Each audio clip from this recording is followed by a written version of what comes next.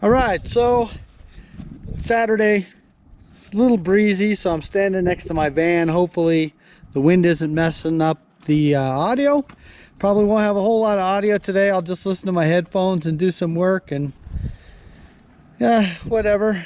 Maybe stop occasionally and put some input in. But what I'm going to do today is take the trash bag off of the motor and go ahead and start gapping some piston rings so I can get my piston and rods back in that motor. I did look at my camshaft that came out of the broken motor, the old one, and it looks like I smacked like 3 of the cam lobes, and they don't look horrible. So I'm kind of wondering if I might be able to actually maybe send it to be reground. So the camshaft, when I pulled it out, it's marked as a comp cams, and I looked up the number, and the number comes up as a Brian Tooley Racing Stage 4 turbo camshaft, so it's pretty big. So I'm thinking, you know, maybe if I could get it reground, I might could go a little bit smaller, but it would still be a pretty serious camshaft, I would think. So I'm going to look into that. I'm going to look into maybe seeing if I can get it reground. Otherwise, I might just kind of, I don't know, clean it up maybe with a little bit of really fine emery cloth or something, deburr it. And I'm thinking maybe in the future I'll just go down and grab a long block out of the U-pull yard and just slap it together, like, see how cheap I can actually go on a junkyard motor with some like questionable parts or whatever. Because I don't know if it'd be that bad if I had to change the lifters every couple thousand miles or whatever, you know, or after a race week, or, you know, 10 passes at the drag strip, or, you know what I'm saying? I don't know. Because it doesn't look horrible. I'll show you the camshaft. It's going to get windy. Probably won't be able to hear me, but I'm going to go over, I'm going to show you the camshaft. It really doesn't look bad, right? And then it's up on this end. This is the worst lobe right here. So you can see where it really got hit pretty good right there at the lobe tip. This one above it, the first one up there at the top, it doesn't look bad. It's got maybe a little burr, maybe not, but it got dinged. This one got dinged right there, and then right there, right there. And this is the worst cam lobe. You can see.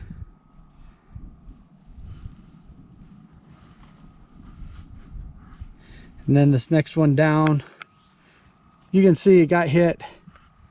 Oh, you can see it got hit like right in there, maybe. And then it got hit like right there. Got hit a little bit right there, that top edge.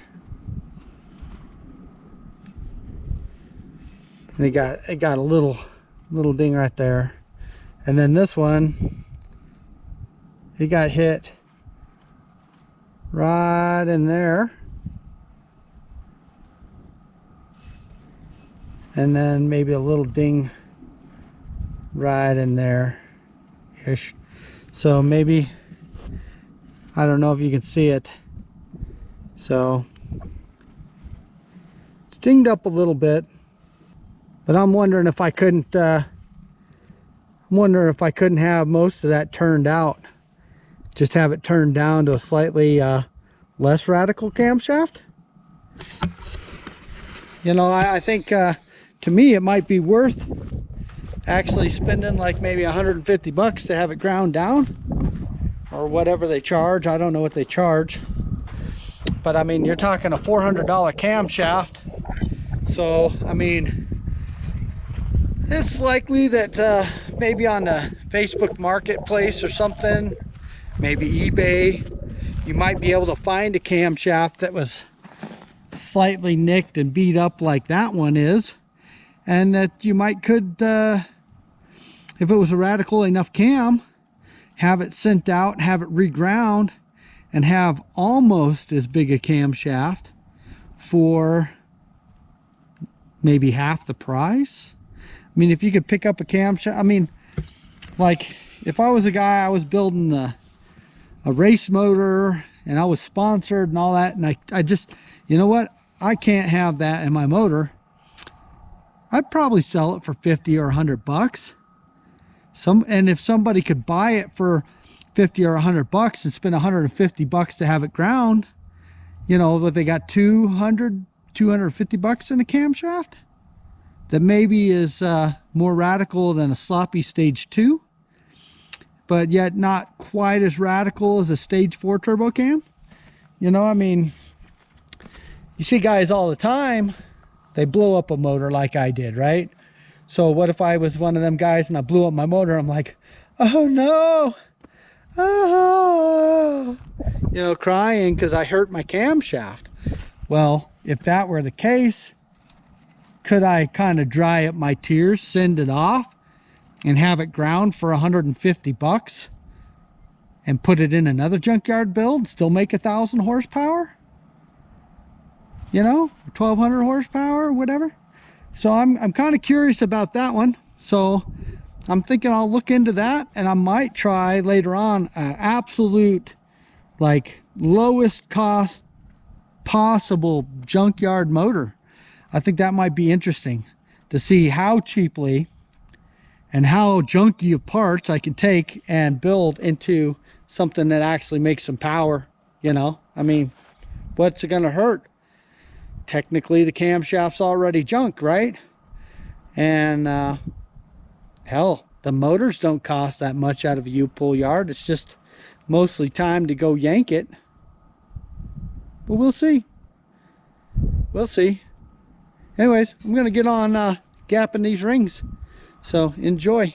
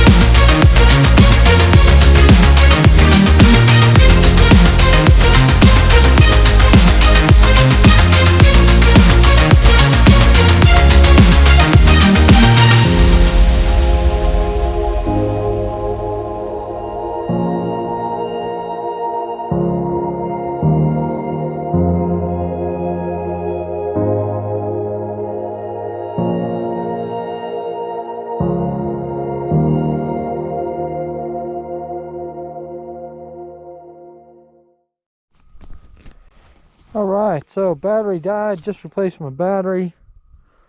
My headphones died, so I'm going to put my headphones away. Except I've got another set in here. Yeah, funny thing is, I ended up with pink headphones because I had black ones.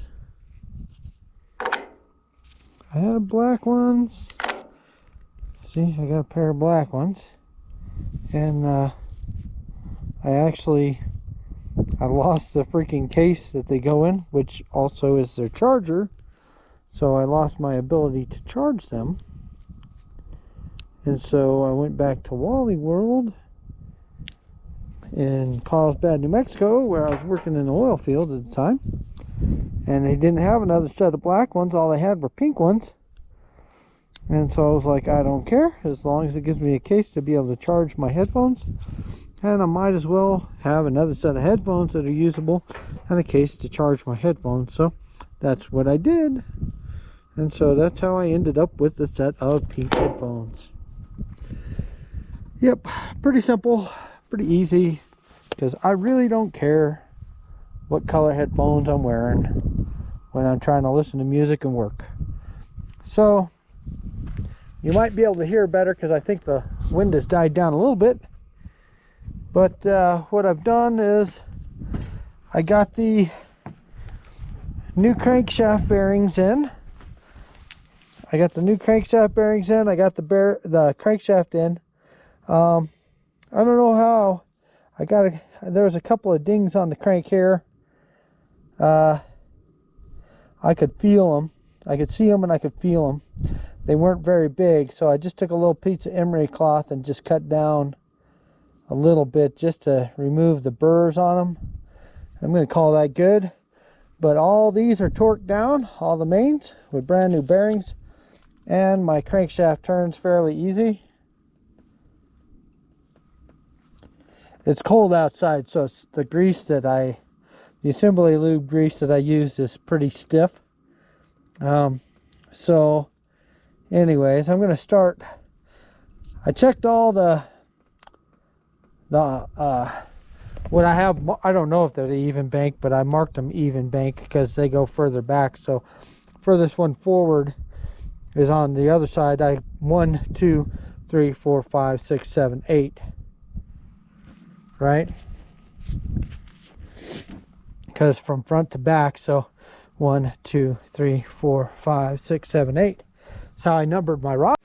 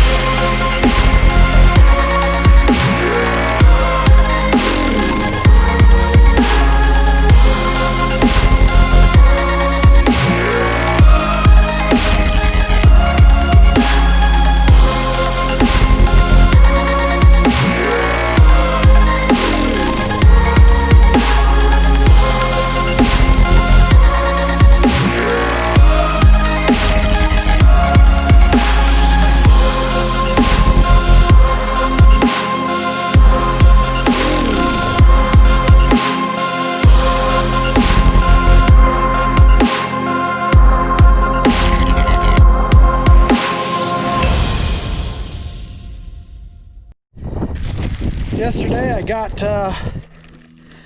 5 of the 6 piston, or 5 of the 8 pistons in back in the motor with the rings gapped and whatnot, hoo-haws and doodads. So they're being gapped between 28 and 30 thousandths gap on both the top and first and second rings. So I got this whole bank is in, and of course I have the dots forward this time to make sure that I have actually got them in the right direction. And then this side I got this piston in here, so I still got these other 3 to do, but I got to gap them and all that. Plus I'm putting the ARP 2000 rod bolts in there, and I'm putting in the new bearings in the motor. I got new main bearings in the motor. So I got new main bearings in, putting in new rod bearings, the ARP rod bolts, the ARP 2000s. I still have to put the end cap bolts in on the mains. The 4 bolts on the mains right now are all torqued down, but I still have to put in end cap bolts, which I will do. But I want to get all the pistons back in the motor first. So that's what I'm doing. Today's warmer, so I'm actually going to put the camera on the chesty again. Hoo-ha.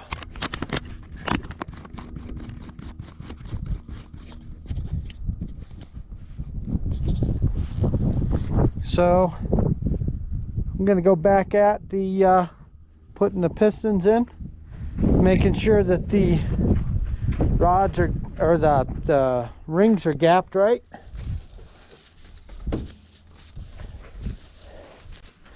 Get the rings gaptized for the turbo, because I really want to put the turbo on it this time and have a legitimate excuse for blowing the thing up. Put that in there.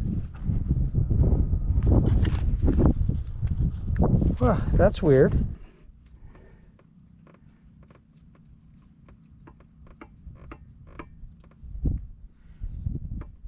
Right there.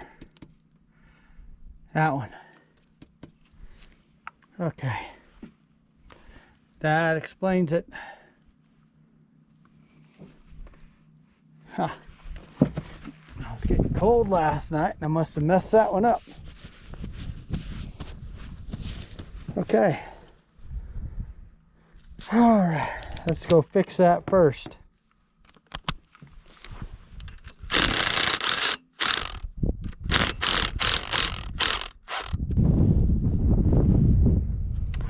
Okay. So apparently that is the one I missed putting in, which is the last one I did last night before I called it a night and went to bed, because I was freezing freaking cold.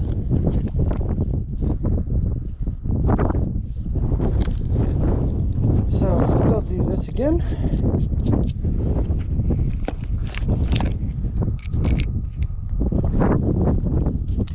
This time we'll put a freaking bearing in it.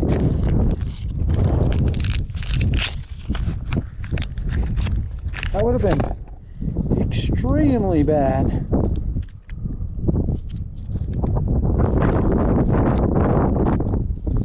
But as that is also a reason why I keep track of and count numbered parts and stuff.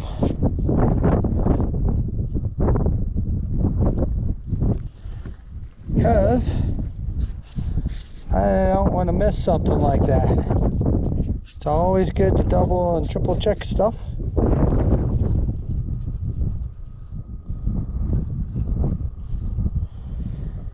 And then I will go ahead and I will redo these with the ARP Molly lube.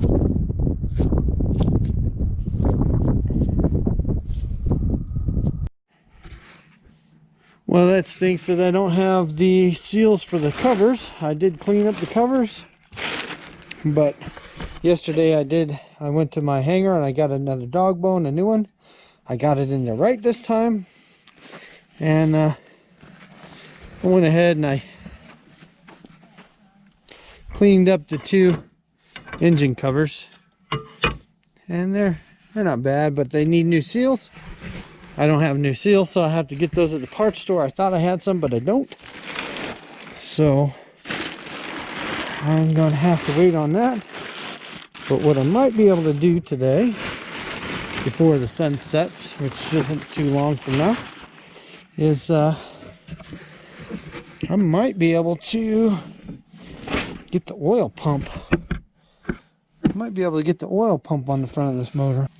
And go ahead and hang a timing chain on there. Yeah.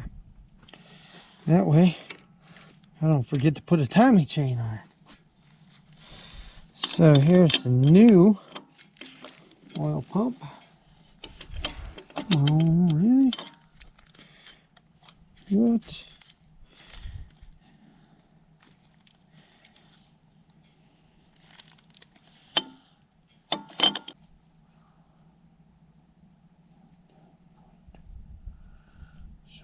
Oh man, that doesn't go thin enough.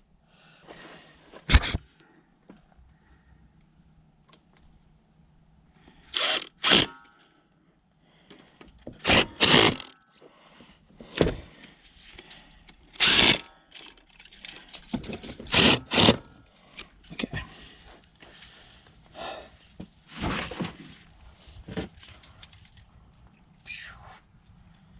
Man, those are thin shims.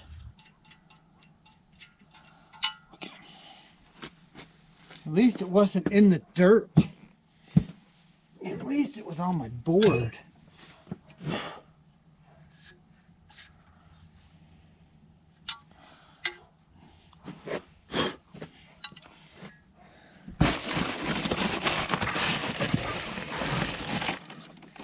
I'm going to put a little assembly smooth on this O-ring because I want it lubricated when I put it in the motor so it doesn't hang up on stuff. Alright, assembly smooth. Alright.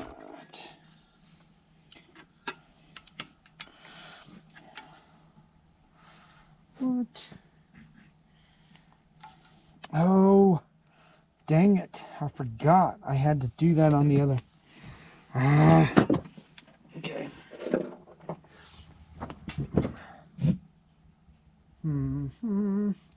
I forgot that I had to clearance this corner to get the oil pickup tube to fit down. So I got to shave this corner off of this thing. So I got to go find my angle grinder. So I can grind that off real quick, I guess. Do I have top dead center mark? This should be, well, this should be cylinder number 1 right over here. It's furthest forward. So I should need that at the top. Okay.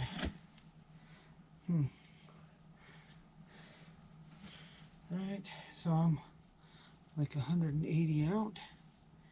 Man alive.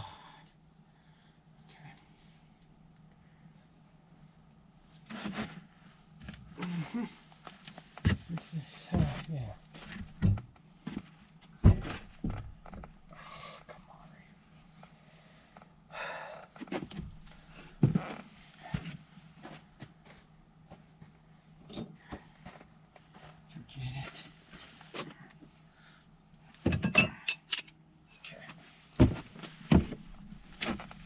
I'll just put a crank bolt in it so I can turn it. And the heck with it.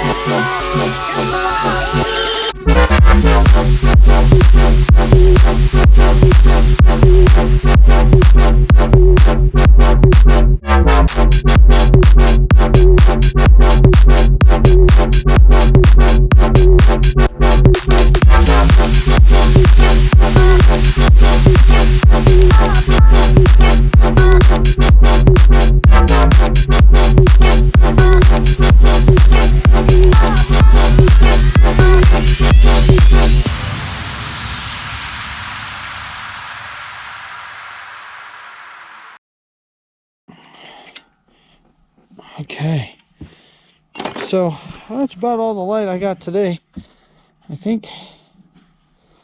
And then so timing chain is on there and set, oil pumps on there and set, oil pickup tubes on there and set. So yep, I guess next step is going to be front and rear timing covers. I'll have to get the gaskets for those, which, oh, excuse me, I believe I can get those at the parts store. So probably tomorrow I will try and pick those up from the parts store on my way home from work, and then that way I can get the covers put on and I can get the oil pan put on. I can get everything, I can pretty much get everything buttoned up on the bottom end. And we're looking at maybe snow Thursday and Friday, I think, around here. So I may have to be on snow duty at the airport for work. But I think what I'm going to end up doing is if I'm on call or standby or whatever, then I can actually work in my hangar down to the airport. And what I will do is I will take those cylinder heads down to the airport in the hangar where I can run my heater, and that way I can go ahead and port the engine heads, the cylinder heads,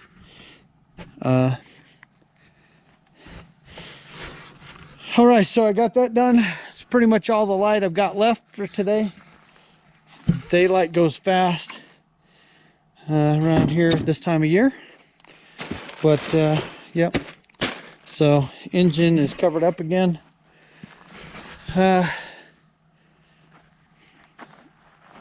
tomorrow I'll try and get the seals for the covers, so I can get the front cover on, rear cover on, oil pan on. The crank pulley, I'll have to put that on to center up that front cover. But I'll try and get those covers on the motor. I may have to get another seal for the... Man, I should have a seal for the rear cover. I should have a seal for the front cover. I don't know. I don't know where they are. I should have them, but apparently I don't. So anyways, I'm going to go see what it's going to cost me at the local parts store to go ahead and get those seals for the motor. I need front cover seals, rear cover seals. I've got an oil pan gasket, so I'm not worried about that. And then tomorrow I can get the front and rear cover on, oil pan, and the crank pulley, because I got to have the crank pulley on it in order to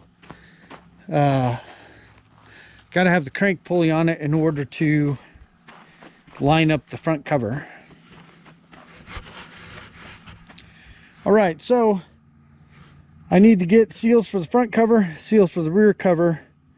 I have an oil pan gasket. I will go ahead and see if I can get those from a local parts store tomorrow on my way home from work, because I don't feel like driving into town again tonight. And then tomorrow I put all that on and get the harmonic balancer put on the crankshaft, so I can get the front cover all aligned around the crankshaft, because I really get the feeling that what I need to do is that cover needs to go first so that it's lined up, put the oil pan up and tightened, and then I can put the rear cover on once it's lined up with the seal and the oil pan and all of that stuff.